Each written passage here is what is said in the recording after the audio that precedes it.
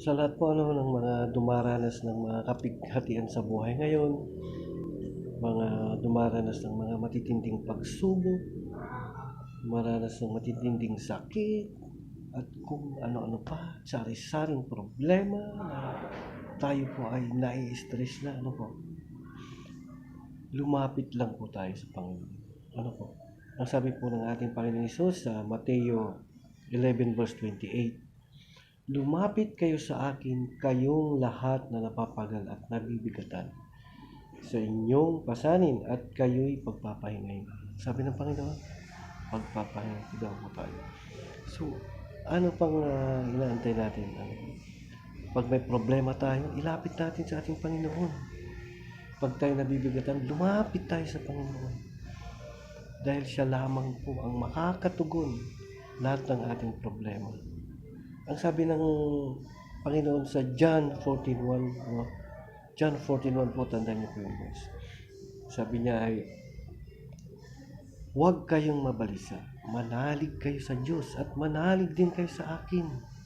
Sabi ng Panginoon, huwag daw po tayong mabalisa, manalig po tayo.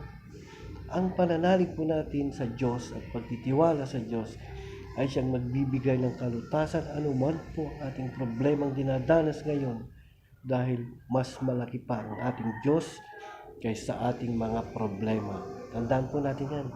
Malaki ang Diyos sa ating problema. Kung nagawa ng Diyos na tayo ay bigyan ng buhay, ay magagawa rin ng Diyos na tayo ay pasaganahin at lahat ng ating hingin ay kanyang ipagkakaloob.